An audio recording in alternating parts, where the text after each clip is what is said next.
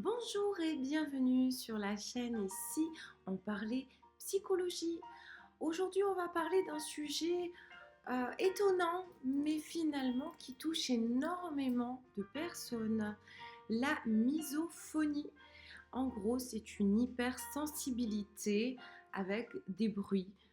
Souvent on les assimile au bruit de bouche.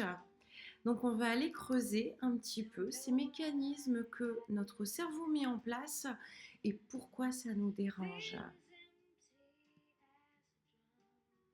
Donc la misophonie, bien une hypersensibilité principalement donc au bruit de bouche, parce que c'est une réaction émotionnelle. Elle est intense et souvent incontrôlable face à des sons plutôt spécifiques, plutôt que de la pollution sonore au quotidien. Donc on va avoir la mastication, une respiration, la déglutition. Elle va affecter finalement la qualité de vie des personnes, puisque ce sont des bruits qu'on va rencontrer au quotidien, au travail, à la maison. Voilà, on est concerné par plein de petites choses. Donc on va définir la misophonie. Donc c'est l'hypersensibilité aux sons spécifiques, pas tous, et ça va créer une hypersensibilité d'ordre émotionnel physiologique parce que on a une réaction qui est intense, désagréable parce que on est en réponse à un bruit. Donc la réaction émotionnelle intense, elle va engendrer très souvent la colère, l'agitation, de l'anxiété, voire un besoin de fuir la pièce ou le lieu parce que voilà, c'est vraiment trop intense émotionnellement pour la personne et le bien-être émotionnel est concerné. Donc parfois la fuite est nécessaire, le changement de pièce. On va faire un lien un peu avec les troubles d'ordre psychologique. Donc la misophonie, elle n'est pas reconnue dans le DSM. Ce n'est pas considéré comme un trouble réel, mais elle va être associée à d'autres troubles finalement d'ordre psychologique, comme l'anxiété généralisée, ou l'anxiété en tout cas, et les TOC que vous connaissez peut-être, parce que voilà, on peut être en association puisque ça peut déclencher. Donc là, je vous ai mis un visuel qui vient vous montrer que finalement, nos sens vont donner des réactions à notre cerveau. Donc quand un bruit nous génère un malaise, un mal-être, c'est parce qu'il nous a été stimulé dans notre cerveau une réaction. Alors la colère, en type de réaction qui est plutôt courante en misophonie, l'agacement constant, on va être désagréable. On va regarder les gens avec insistance pour leur faire comprendre que le bruit qu'ils font nous gêne.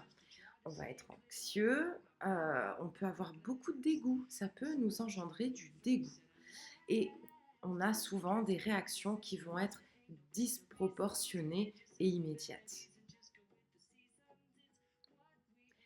Donc la réponse émotionnelle et physiologique. Les sons sont perçus pas comme un simple bruit à ce moment-là, mais bien comme une menace.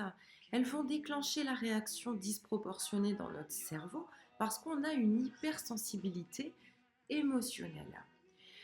Donc le traitement cérébral des sons, pour vous expliquer un peu, en gros votre cerveau euh, présente une activation anormale dans certaines régions comme l'amygdale et l'insula, qui sont liées aux émotions directement et à la perception donc sensorielle, les cinq sens.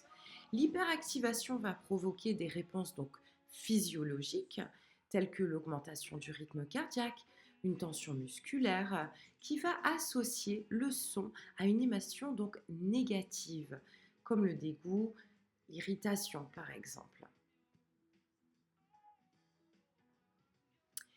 Alors, pour la prise en charge, on peut avoir plusieurs dispositifs.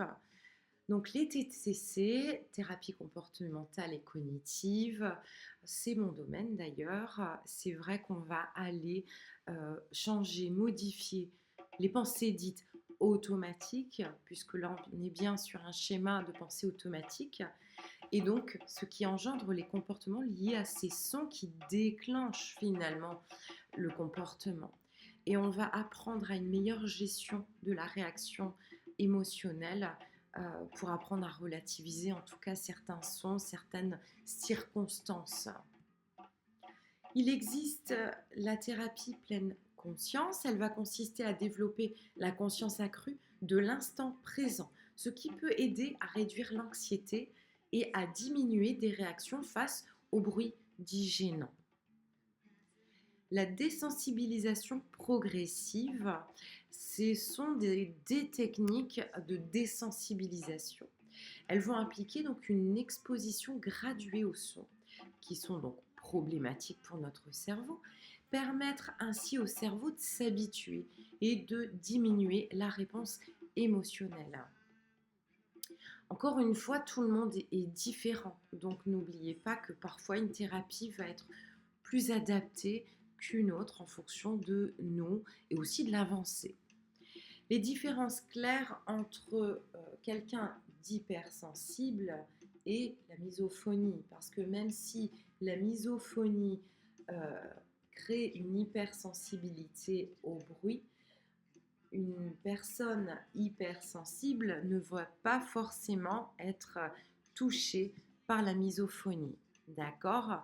Donc, l'hypersensibilité générale, elle va désigner finalement une sensibilité accrue donc, aux stimuli émotionnels et sensoriels. Donc, de tout ordre. On peut être voilà, sensible à un discours, on peut être sensible à la souffrance d'une personne, mais ce n'est pas forcément en lien avec la misophonie. Alors que les personnes donc, vont souffrir de misophonie, un grand nombre de personnes vont avoir certes une hypersensibilité, mais il ne faut pas chevaucher les deux et j'espère que c'est un petit peu plus clair pour vous.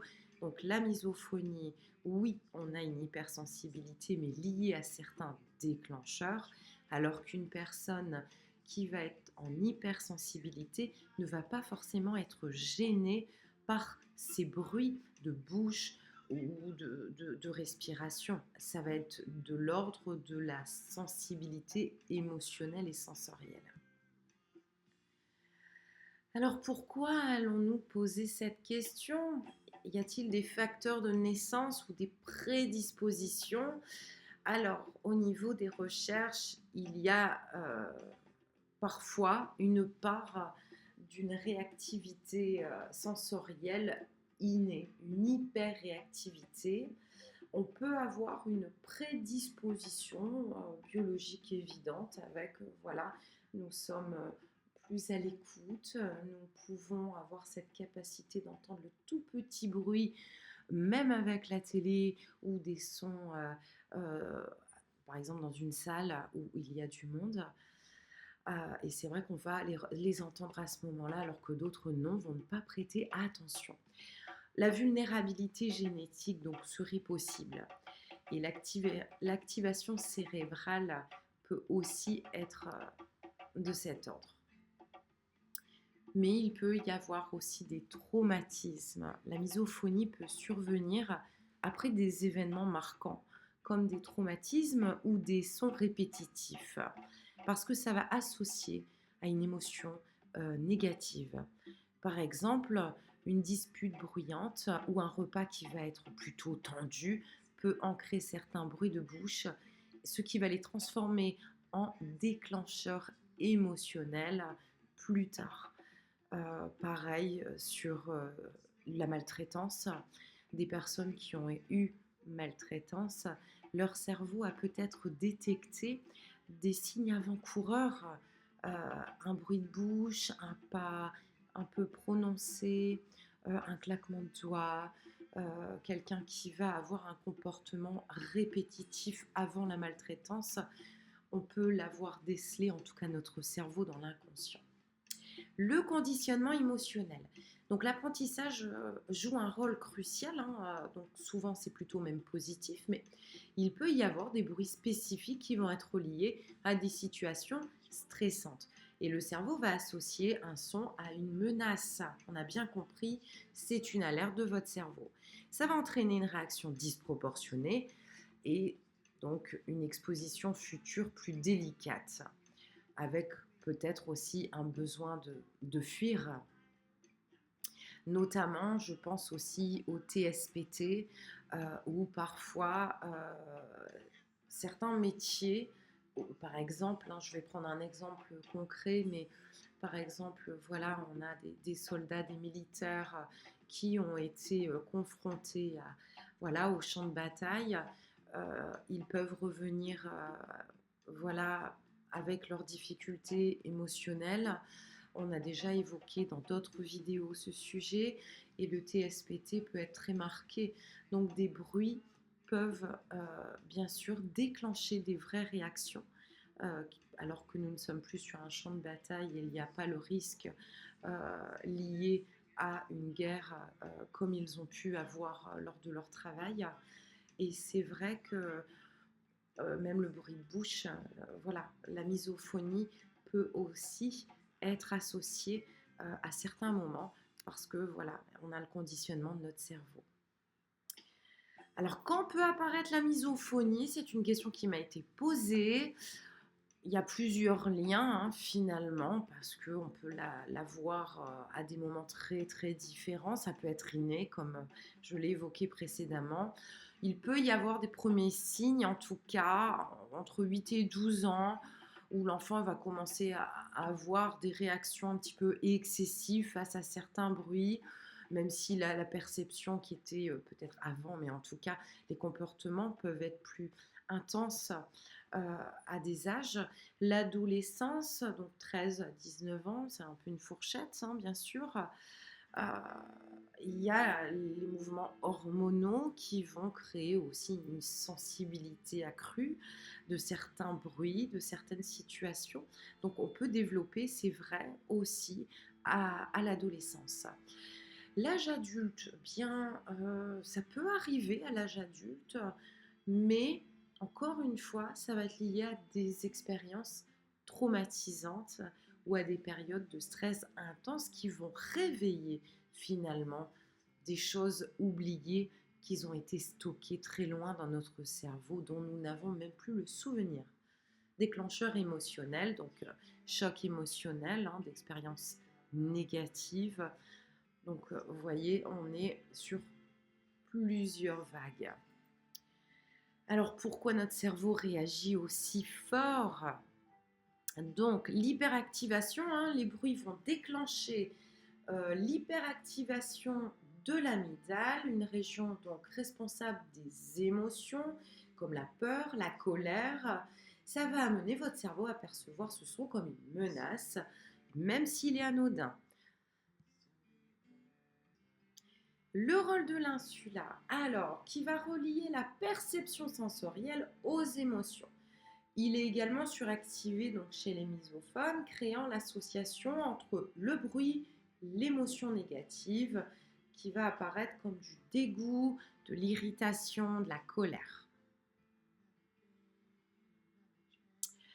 Alors, vers une meilleure compréhension, donc vous avez bien compris que c'était un sujet complexe, il n'est pas en trouble simple dans le DSM-5, mais il est quand même associé à d'autres difficultés, par exemple les TOC. Donc il faut tout de même explorer les facteurs biologiques, les facteurs psychologiques, mais aussi les facteurs environnementaux. La recherche sur ces mécanismes et les traitements, elle est toujours en cours, mais il est essentiel pour le bien-être de continuer. Si vous êtes concerné par cette hypersensibilité liée à ces bruits, la misophonie, n'hésitez pas à consulter, chercher quelqu'un pour vous accompagner afin de réduire l'anxiété, le dégoût, la colère et enfin d'être un petit peu plus serein parce que ce sont des bruits que vous allez entendre au quotidien, au travail, à la maison, les enfants, le mari, l'épouse. Donc il est bien dommage de vivre mal cette situation. J'espère que cette vidéo vous a plu, que le sujet aussi vous a intéressé. Je vous dis à très bientôt pour un autre sujet.